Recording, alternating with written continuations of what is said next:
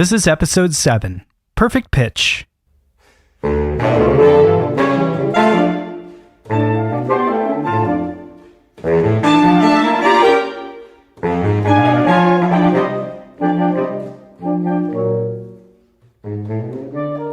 Welcome back after our long hiatus. Happy New Year. I have a sort of special announcement. I am now the father of 2 children. I have a baby daughter and she is beautiful.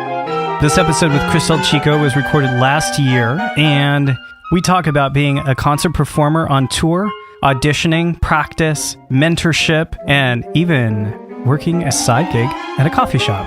Welcome to The Language of Creativity. Chris Elchico, welcome to the podcast. Thank you so much. Thanks for having me. Yeah, Chris, you're a concert clarinetist, and in the Burt Hara quartet, which we just heard, you play soprano saxophone. Correct. You're like the lead man in that quartet. Something like that. You're up there at the top, doing on the rock. Right. We're here in the I Create Sound studios, and my guest today, I know him as one of the best listeners around, so it's going to be kind of cool to turn the tables and get him to talk about himself. There's a reason for that. You are a musician. Have you always been a musician? For as long as I can remember. I started playing piano when I was about 3.5, and it's always been something that I've loved and more of a pastime until it was time to apply for college. And my private teacher at the time had said, I think you'd really regret it if you didn't at least try. So 10 years later, and I'm still doing it, so I guess I still love it. What was your first introduction to the wind instruments? My brother, who's about 5 years older than I, also was a saxophonist throughout middle school and high school. So sort of following in his footsteps, when I entered beginning band, I chose the saxophone naturally, and I fell in love. And in high school, my band director had pushed me to try other woodwinds, mainly as a double in jazz band, so flute, clarinet, and then we didn't have very many double reeds, so he asked me to play a little bit of oboe, but up until that point, predominantly saxophone. I love the oboe. It's difficult, but it's a beautiful instrument. That's, I think, what people don't understand about playing wind instruments is it's very challenging to do. Right. Well, for me, I think the most difficult thing are all of the things that you can't physically see. So, what goes on in your oral cavity or your air, that plays a much bigger role than the things that you could stand in front of a mirror and pick apart. Yeah. When I first encountered woodwinds, it was almost like, okay, you're blowing, so you need to have good breath support, but you got all these keys, like the piano, so it's easy to kind of assume that all notes are hit equally. Right. Which I found out quickly working with concert people that is not. Right. Like, you want me to play that high note? I'm like, don't you just key it? No. That's not how it works. Right. Right. There's so much involved that people don't necessarily understand, but the process is part of the fun. So if you're not in love with the process, it gets very grueling.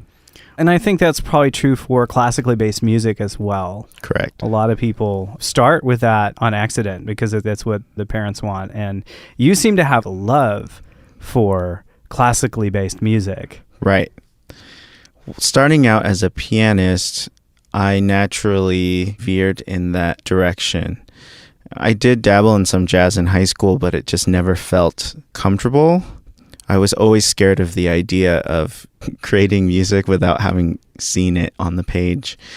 But for me, that's the fun of it, is bringing something to life that somebody else has written, but really still making it your own and evoking some type of emotional response from the people that listen to it. Yeah, that was striking me as I was listening to how do you say the album? Aventura?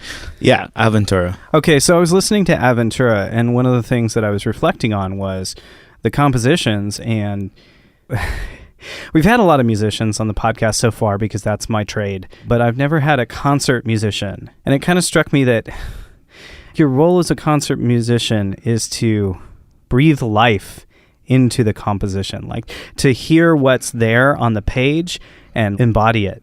Right. Emotionally. I think that's why I loved listening to your CDs so much, was because I really connected with the feeling of the music through your playing. I thought it was phenomenal. Thank you so much.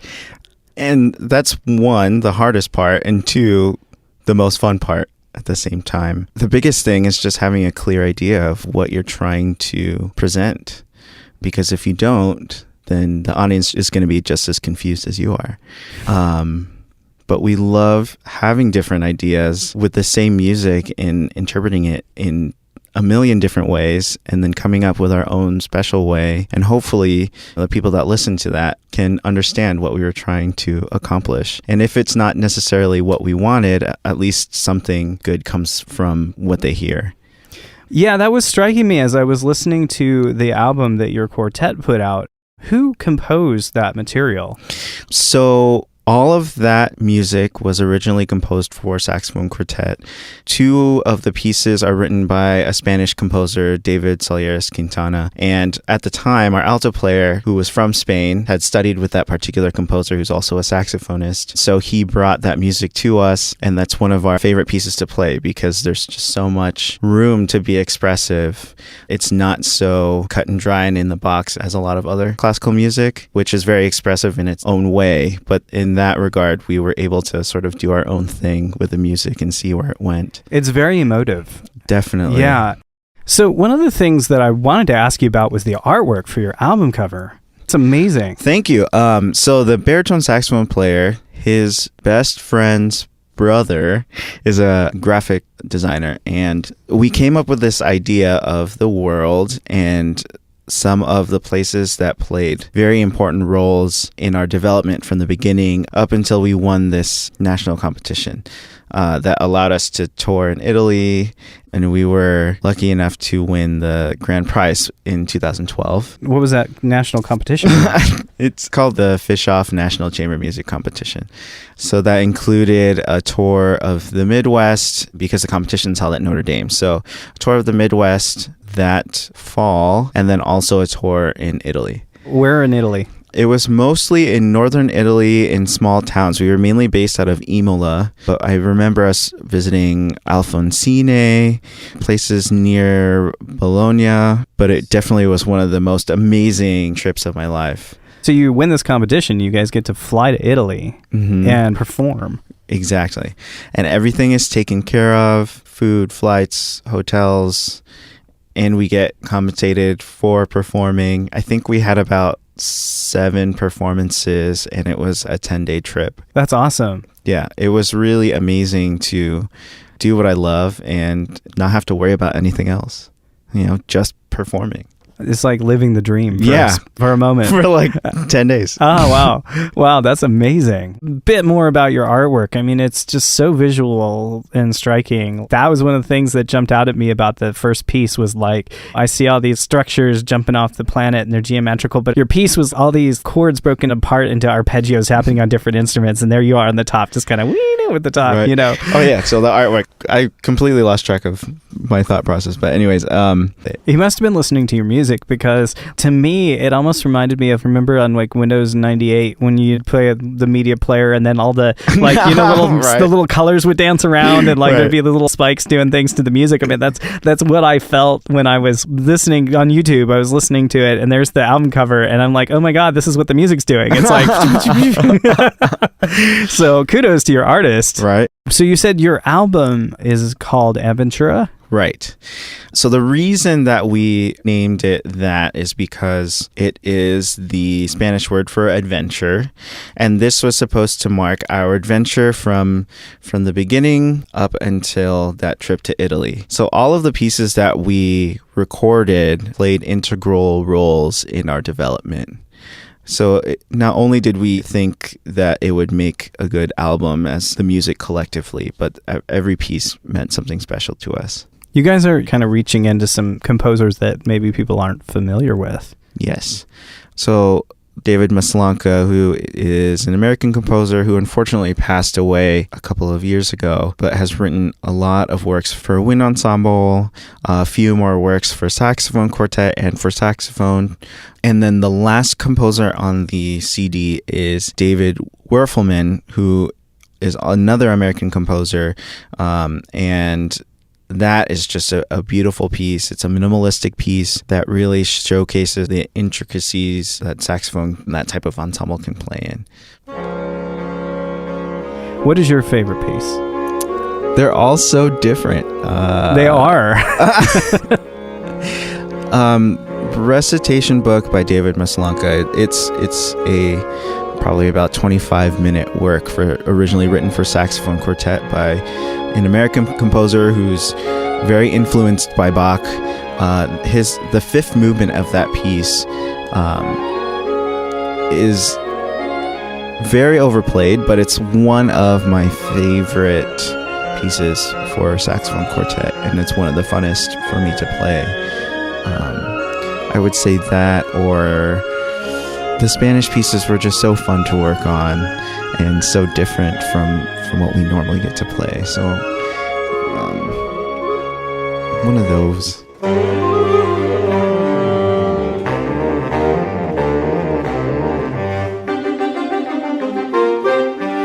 We're a brand new podcast, and brand new podcasts need new subscribers. One of the things that helps attract new subscribers is your review. If you're enjoying my conversations with creatives from all walks of life, consider leaving a review on iTunes, Stitcher, or Google Play. You can also engage with us on Facebook, Twitter, or Instagram. Connect with other listeners or request special guests. Be sure to catch up on any episodes you may have missed, and we're always grateful if you share with a friend. Now back to my interview with Chris Elchico. You're listening to The Language of Creativity. I would kind of picture you guys as like I don't know if this is a terrible example, but for some reason pentatonics came to mind. Like all of a sudden the sing-off happened and vocal groups were a thing. Like before that was like, wait, what? That's weird. Now it's like, it's kind of cool. The saxophone quartet, it never crossed my mind's zeitgeist. Right. It's kind of a thing. There are a lot of chamber music competitions, and there are always saxophone quartets in the finals, and a lot of the other classical musicians kind of scoff, and they're like, well, they can't play an orchestra, or they're not doing whatever else, so all they have time to do is practice for this competition, because we have made so much progress, and we are doing well publicly at these things, so I think there's a little bit of resentment. Well, yeah, and that's an interesting point. The saxophone is not usually an instrument that's in the orchestra. Right. Yeah, so you guys are kind of almost like black sheep. Yeah, a little bit. Maybe that's why it's cool. Right. So you're definitely a multi-instrumentalist. Yeah, you could say that. Yeah.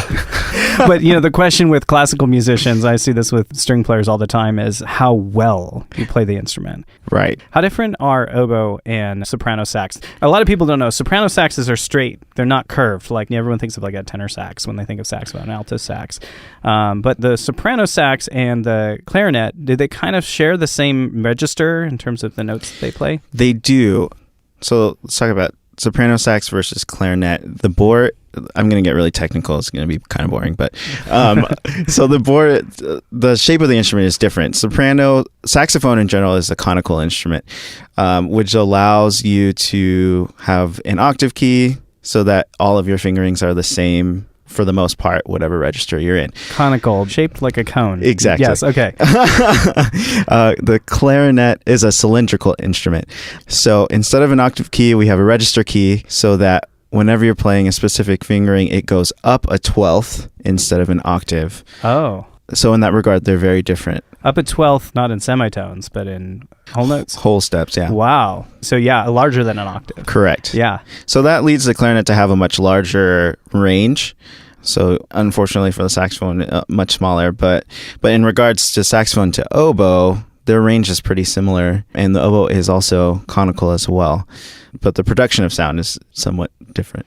Oboes are wooden. Yes. Yeah, and then of course the soprano sax is brass. Right. But it's brass with a reed on it. So that's what makes saxophone what everyone thinks of saxophone, like da da da da da da da da da. That the curvy saxophone, the jazzy saxophone definitely has this unique, almost edgy sound, and that's why they were used in rock and roll. Right. But unfortunately, most people's exposure to the soprano sax is pretty much Kenny G. Right.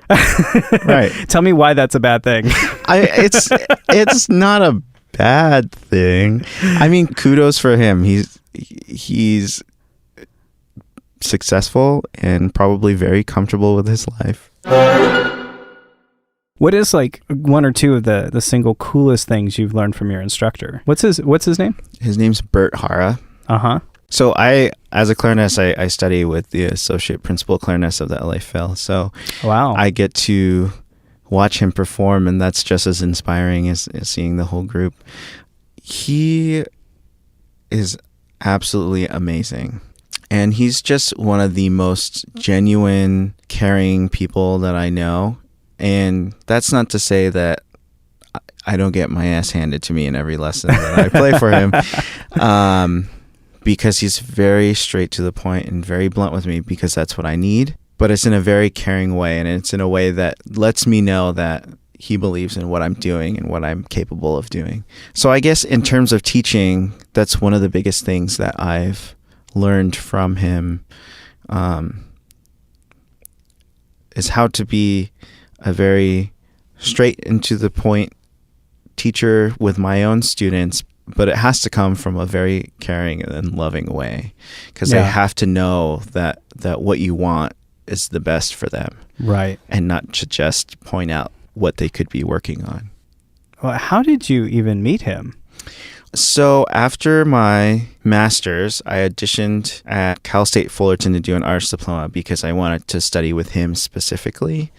So you knew him, you knew of him, and you sought him out. Right. Cool. Exactly. Good for I've you. always been an admirer of his playing. He's a phenomenal clarinetist and musician. And I only ended up staying there for one semester. It just wasn't the right fit for me, but I continued to take private lessons with him afterward. What an opportunity. I mean, I feel like there's a lot that gets imparted from somebody who's at a world-class level that almost cannot be taught. There's something you learn just by being around someone who's performing at that level. Right. Has he ever gotten you backstage at the Phil? Has he? He's definitely gotten me tickets. But I have been backstage at Disney. Oh, yeah. Yeah. Yeah, what's that like? It's pretty cool. There's large rehearsal spaces. There's small practice rooms. Most of the principal musicians have their own dressing rooms. And there's lots of storage for all of the instruments. But it's pretty cool. I wonder who doesn't get a dressing room. Is it like the percussionists, you know? Right. They kind of like, oh, yeah, you can kind of hang out over there by the snack bar. Right. We only need you half the time, so keep yourself busy. Right.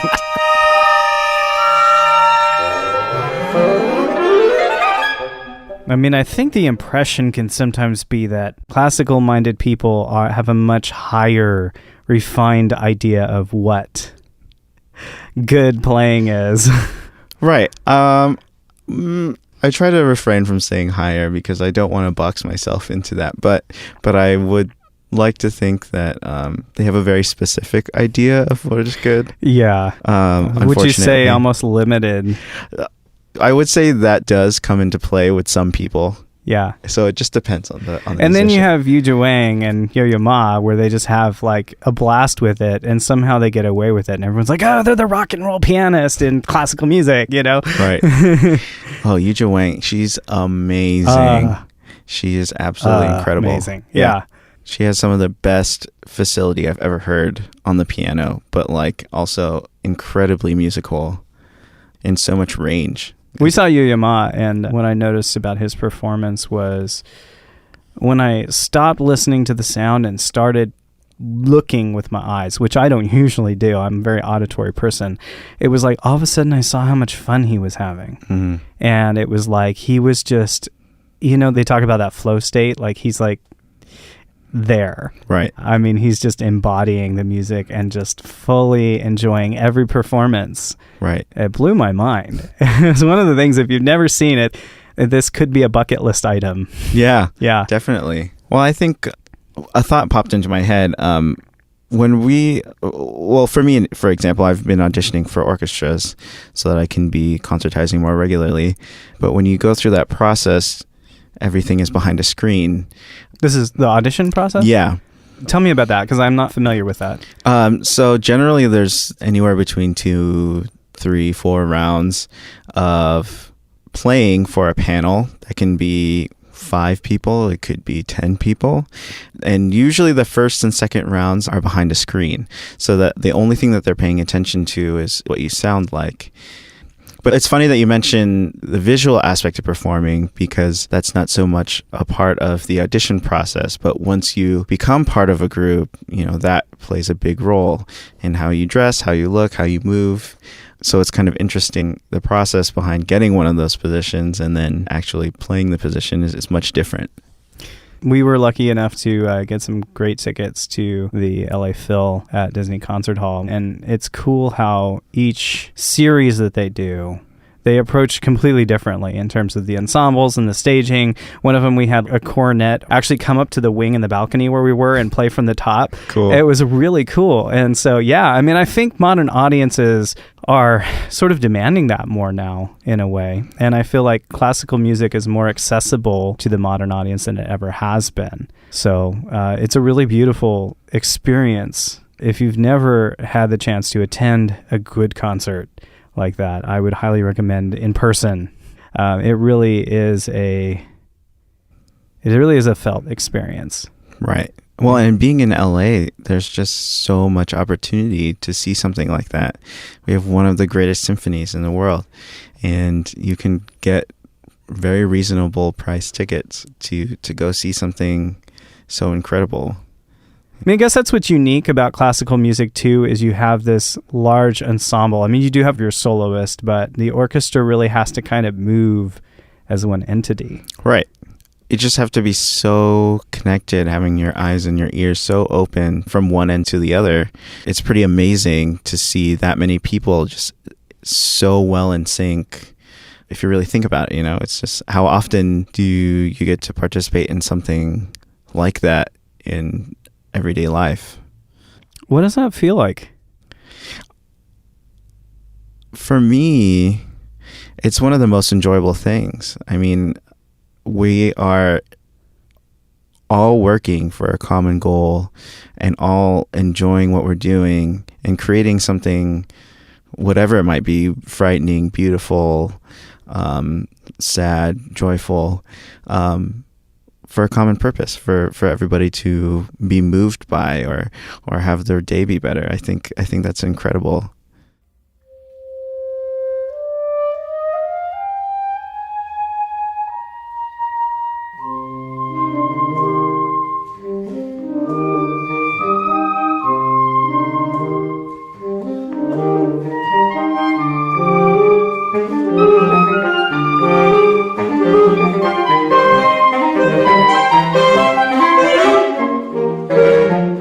What are some of the recent things that you've seen?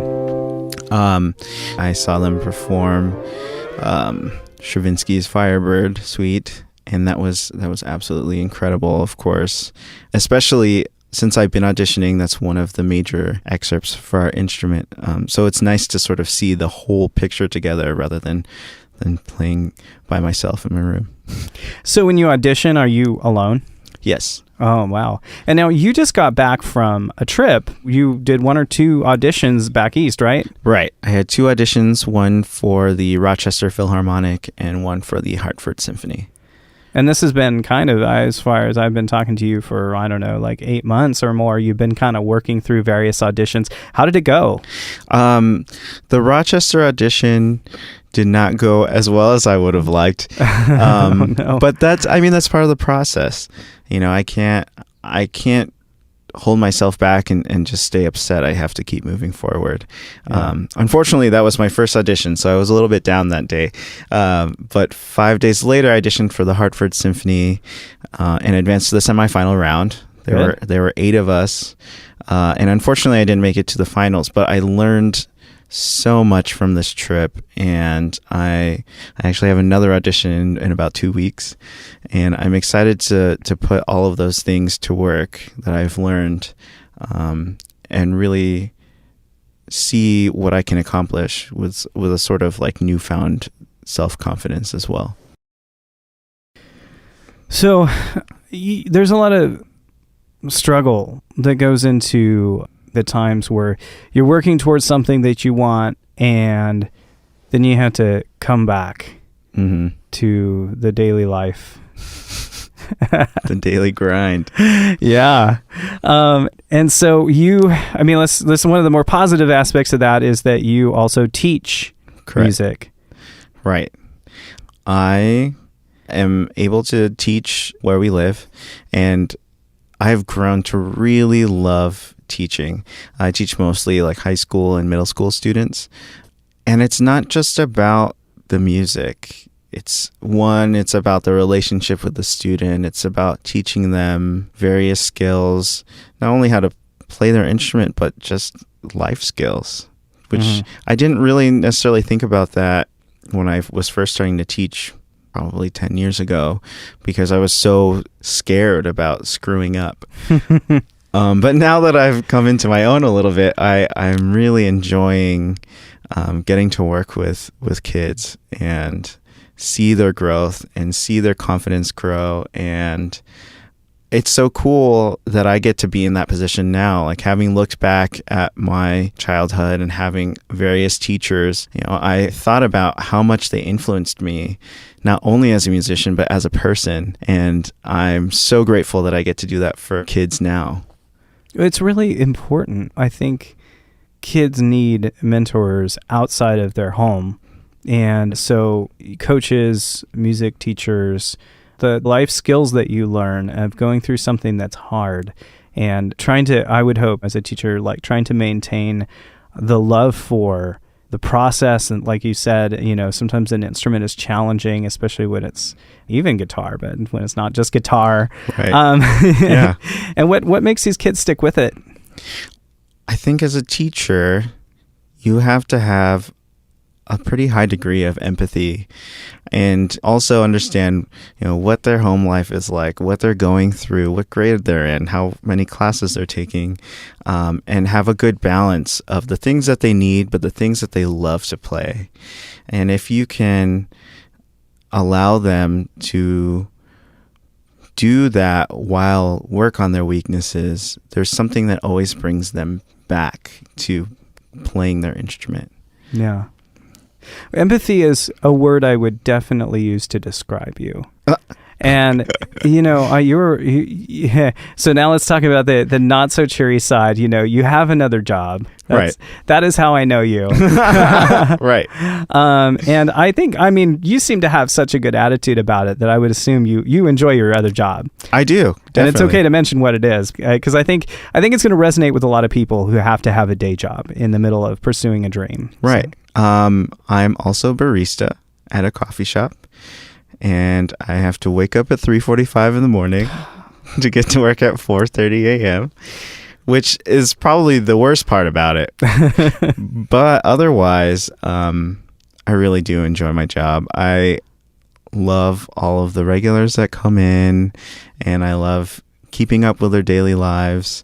And in another sense, it's also a creative outlet for me, just creating different drinks, or latte art, whatever it might be. But it's also kind of nice to do something different.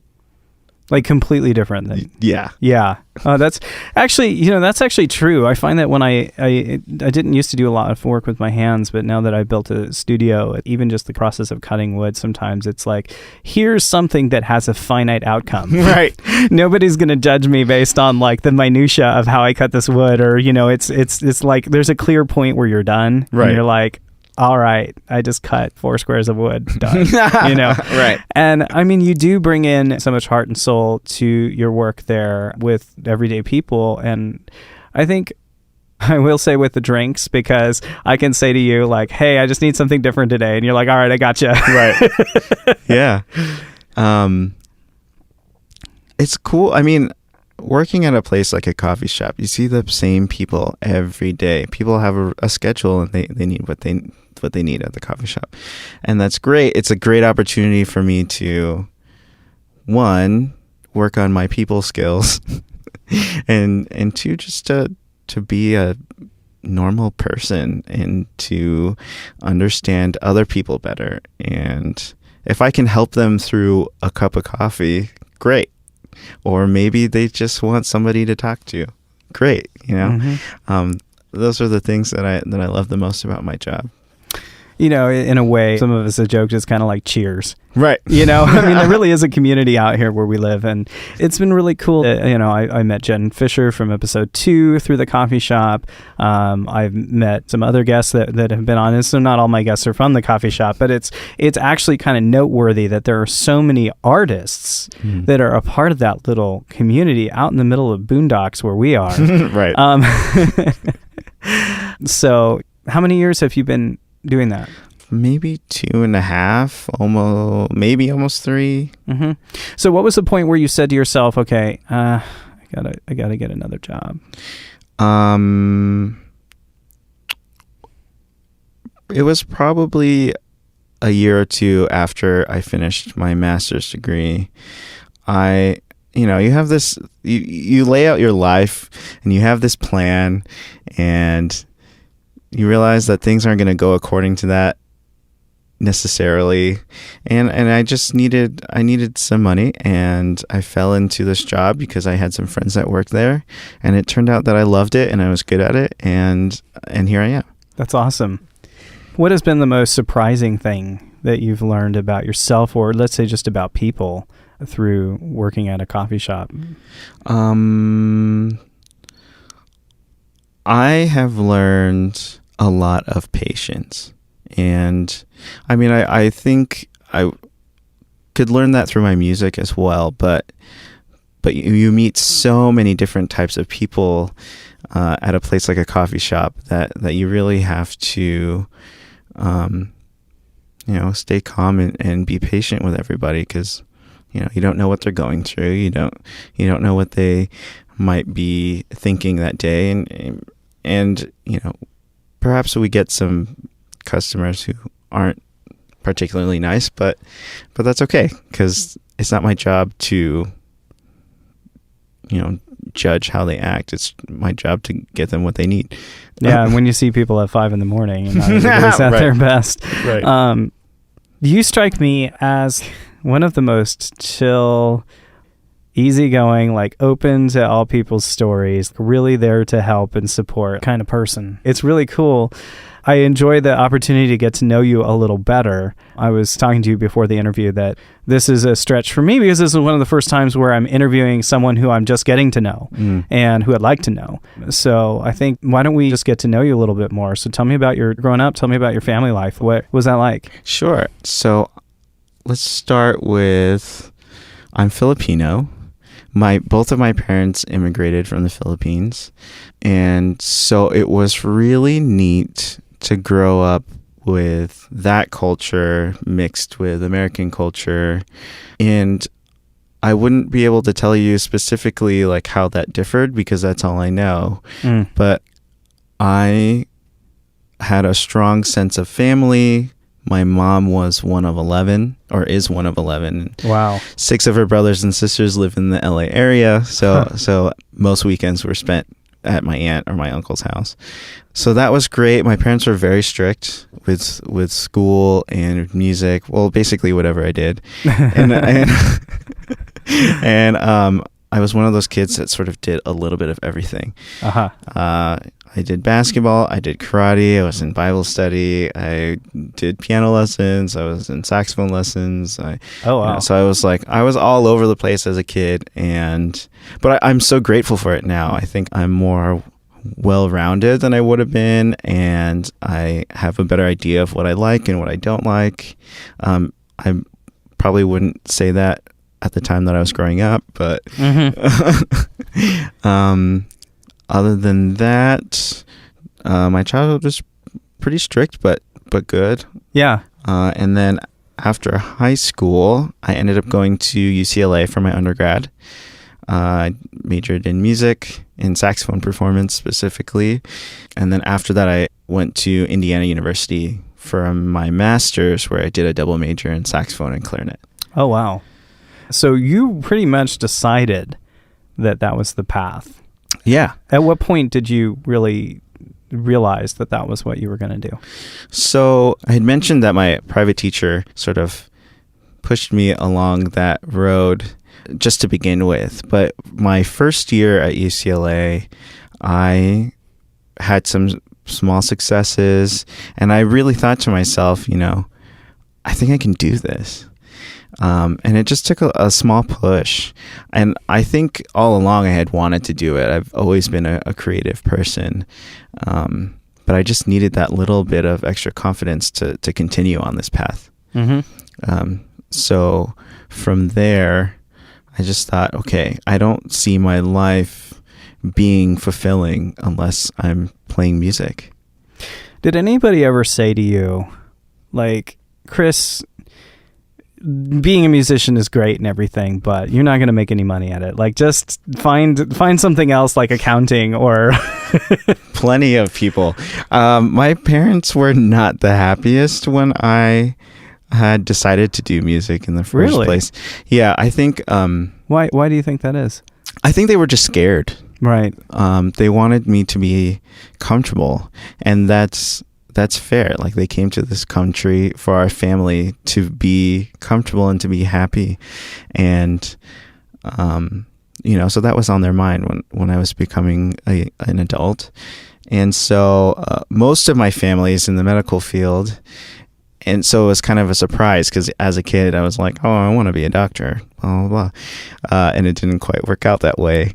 Did you really, or was that just because that's what you knew? Well, probably partially because that's what I knew and partially because I had this sort of idealistic perception of being a doctor. And yeah, you get to help people. Right. Yeah. That's cool. So yeah, I can see that empathy is a big part of your makeup. Yeah. It seems like. Hopefully. Well, yeah, I think definitely. Of course, we all, at times, everyone gets to the point where they've had it with people, I'm sure even at 3:30 in the morning especially, but that's, when you meet somebody who's a compassionate person. So I think, not to tangent too much, but this is my show and we tangent all the time. Doctors really have it rough because the schedules that they're under now and the pressure that is in modern medicine on top of doctors is like unreal. Right. Doctors are committing suicide because there's just so much pressure. Now, you said you had family in the medical profession. What do they do? Mostly nurses. Nursing, okay. Yeah. I think there's a large Filipino community within the nursing field. Mm-hmm. And so up until my senior year of high school, I thought that's what I was going to at least start to pursue. It was honestly a last-minute decision to apply for music school. Well, I'm glad you did. Me too.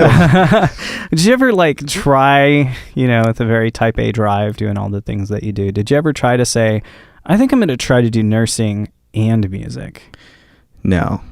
Because you were smarter than that. Well, I just figured, why?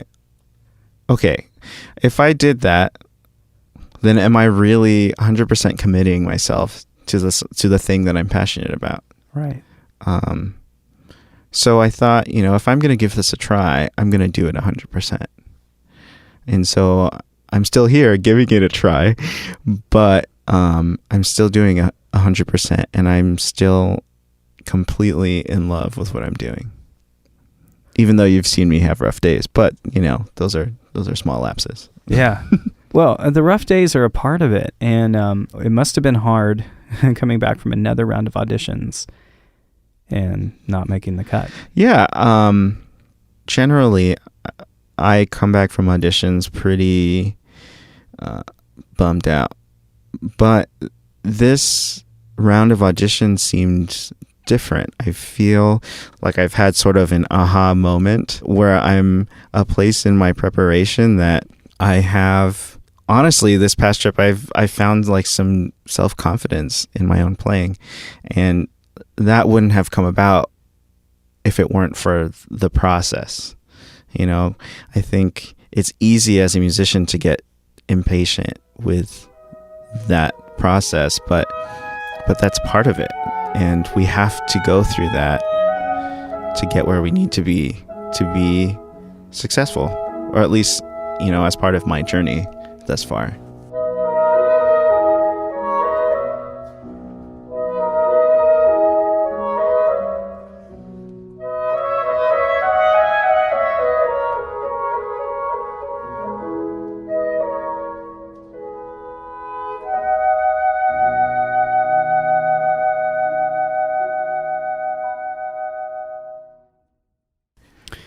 What are some of the most important things that you've learned over the course of refining your rehearsal process? I always tell my students that it's better to practice every day for a little bit rather than for a long period of time, a couple times a week. Oh, that's so true. And some of it is about just the recurring times that you do all of these things, right? The muscle memory that we create. But that's only half of it. It has to be the right muscle memory that we create. Right, because if your muscle memory is under stress and you always go back to that place of stress, when you're practicing, you're going to stress 10 times more during a performance. Right. So, that's actually really valuable. It's like if you're stressing yourself out with practice, you sometimes have to push through it. But I've also worked with a lot of musicians in the studio. And sometimes it's like if you just keep trying to hit that note, but you're doing it wrong and your body's just going there, at some point it's just diminishing returns. Right. You're better off to get a good night's sleep, eat a good meal, take good care of yourself, and come back when you've had time to percolate. Right. Trying less, making it easier. And I feel like that's what I love about players who make it look easy. I know they put in the hours and hours and hours of practice, especially in classical. You can't not. But At the same time, I think they've managed to connect with this place that's freedom. Well, part of that too is one, that's part of our job is to make it look easy, which number two, it's like you've thought about all of these little details for so long that at some point you've committed your body to memory and you just have to let go and know that you're going to be there when you need it to be there. Well, yeah, it's like if you're saying, okay, am I going to make that note? Am I going to make that note? You're psyching yourself out. Right. You just kind of have to let go. I think trust that, okay, I know this. Even if I don't know it, it'll come out of somewhere. Right. Yeah. Yeah, absolutely. So, and it's easy for me to forget that. It's easy for everybody to forget that you put in all this time and you get to the performance or the audition or whatever it is. You just have to trust in your preparation that it's going to be there, because stressing out is only going to make it worse. Yeah, but you can't tell someone to not stress out. So it's like it's an inside piece. It's like it's self-work. Right. That's hard. Yeah. Well, a lot of what this business is like mental. You're stuck in your head so much and you sit in a practice room so much that, you leave and you're like, well, what do I do now? So you travel a lot for these auditions and the ensembles. How do you afford all the plane tickets? My coffee shop job. That's how I afford all the plane tickets. It's expensive. Especially auditions. Auditions are, they come out of my pocket, but I know that if I'm not putting myself out there, then there's no way for me to get further along in the career that I want to be in. For some of those trips, some of them are paid for, which is great. And it's nice to be compensated. And paid for, for the audition?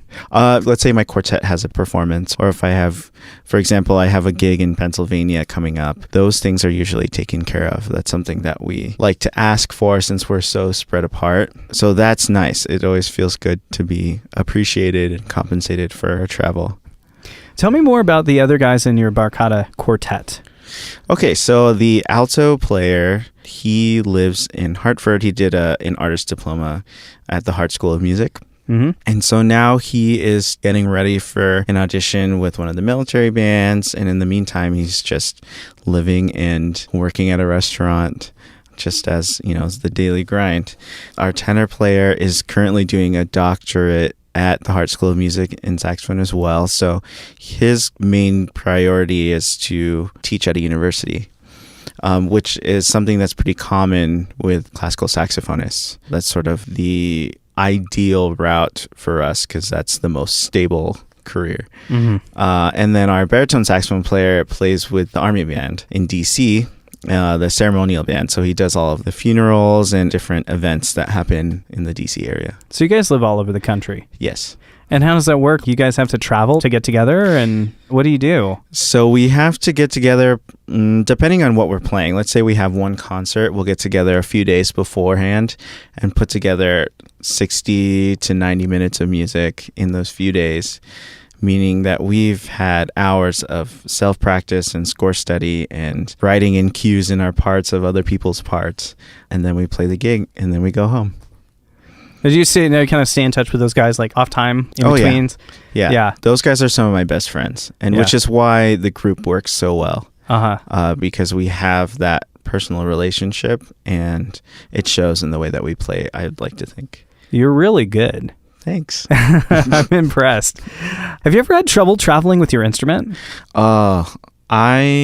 Well, luckily, I mostly travel with either a soprano sax or a clarinet, which is small enough to fit in an overhead compartment. Thank God. But it does stress me out when I have to bring a larger saxophone because it just can't go underneath the plane. I can't check that because it'll get ruined. I've heard horror stories. Same. I had a friend who had just purchased a $10,000 baritone saxophone. They forced him to put it underneath the plane, and the top part of his horn was just impaled through the case. And he just bought it. I'm like, I'm never, ever, ever, ever. Oh, and the airlines are so callous about it. Right. And it's like some instruments cost more than some people's houses. Right. I mean, I had a violinist come in here, and it turned out that it was like a Stradivarius. I'm not even going to say how much that's worth because it's a lot. Yeah. It's a lot. And she just travels with that on her backpack, you know, in her car, whatever. Have you ever worried about someone breaking into your car? I never leave my instruments in my car ever. Yeah. And I mean, as much of a hassle it is to bring everything down wherever I'm going, it's not as much of a hassle than getting my instrument stolen. That's my life. I can't chance that. So as part of your thought process in playing clarinet and soprano sax, hey, this is small and portable. And not it wasn't necessarily on the top of my mind when I picked it, but it's definitely a blessing now that I have to travel so much. But man, broken instruments, I feel like that should be a hashtag in a social movement. Fight the power. The airline industries, they don't care. Because it's awful. Right. And it's so heartbreaking. Also, there's been stories lately of bands who've had their vans broken into, that all their equipment gets stolen, and the community's always kind of rallying around hey, help us find out. But I mean, I almost feel like they never do find out who did it, which is awful. Right. Mm-hmm. That's terrible. Yeah, that's why I never leave anything in my car. Today's episode brought to you by Clarion Music Instrument Insurance. Insure your valuable instruments because music is your life. There we go. All right, I gotta get on that and find out if they'll pay me money for that little plug. Right. You and I had a conversation a while back about travel. And what you shared with me was that you kind of have to dress a certain way to travel. Well, I just noticed that there were times that I dressed in sweatpants or basketball shorts and in a hoodie or something, maybe not looking my best. And, more often than not, I would get screened for the random checks. So I just decided that I would just look nice every time I travel, just for the hassle. And that was a little bit concerning. I understand that they're trying to do their job, but it still does make me a little bit uncomfortable. Yeah, it would make me super uncomfortable. For a while, it was it's 2015, 2018, whatever. We're so past that now, but I don't think we are. Yeah, I think there's a lot of differences in maybe gender and race, and the only thing that I can do is do my best to speak out when those occurrences happen in front of me, and to do my best to be a compassionate person to everybody that I see, and hope that influences other people to do the same. Yeah. I'll ask you something really funny. So you see me every other day. Maybe more than that. And you see me in the morning when I'm not awake yet, and I'm curious. And actually, maybe this is a dangerous question. What is Steve like? It depends on the day. Yes. Sometimes Steve is very much in his head and just needs his coffee and a bagel sandwich. And sometimes Steve is very perky and loves having conversation, but you're always very eager to listen to the people around you. I noticed that there's specific people that you come and hang out with at the coffee shop that you are more than happy to lend a listening ear and give as much feedback and help as you can, which is something that I think I admire, and I think that's wonderful, and it's really great to see. Well, thank you. Yeah. I was actually back at you. Like, one of the things that I really admire about you, there were a couple people that were there before you started working there who really kind of filled that same role, and just listen to people, chat with people, and I feel like that's one of the reasons why people would go to a coffee shop every day instead of just making their coffee at home, is conversation and connection, and so. I don't know. Have you ever heard the term the third place? No. So there's this concept about, and I forget who wrote about it, but home is where you live and work is where you go. But then where do you go in between? And where do you have community? Where do you have chance encounters? Where do you meet people that you might not otherwise know? Like, I know in our community, there's a lot of truckers. Right. And it's a really mix of people. It's like suburban and truckers. Right. Like, so you kind of get the gamut of both sides of the politics, both sides of the life spectrum, blue collar, white collar, kind of all mashed together. And it's an interesting blend. Definitely. Yeah. Well, cool. No, I'm glad it's a mostly positive impression, because I know sometimes I'm not at my best, but I also know that you would probably never say anything negative about anyone except if it was to a friend. Maybe. He will not comment on that. Well, cool. Well, tell me where people can find your quartet online and how they can buy your music, see your performances. So my quartet has a website. It's www.barkadaquartet.com. Barkada is spelled Barkada. And we usually update our calendar on there, and you can also find our CD, Aventura, on there for purchase, as well as on iTunes. It's also on Spotify. And that was some of the music you heard at the beginning. A phenomenal project. Thank you. Really, really good. I want a copy. Sure. Yeah. Cool. And then what auditions do you have coming up? In 2 weeks, I have an audition for the principal clarinet position of the Charlotte Symphony. So I'm really looking forward to that. I'm premiering a new work by a composer in Pennsylvania right after that. So that's going to be a fun adventure. I'll be gone for like a week and have a few performances. And then I'm kind of home for the holidays, and then another audition in February for the Kansas City Symphony. Very cool. Well, hopefully we can have you back when you are officially on staff at a symphony. That would be wonderful. I would love to hear the contrast and the other side of that journey. Right. And it's an honor to interview you now while you're still in this place. And I think that's probably one of the most valuable things that I hope to share is people's journey. And something that everybody can relate to is being in the middle of this process where you're not quite where you want to go, but enjoying where you are is so important. And thank you for sharing your story. Thanks for having me. I appreciate it. Yeah. All right. Well, Chris Elchico, we'll see you in the big time. Hopefully. If you're just now joining us on our journey, check out our earlier episodes, like episode 1, where Adam comes up with our name right on the spot.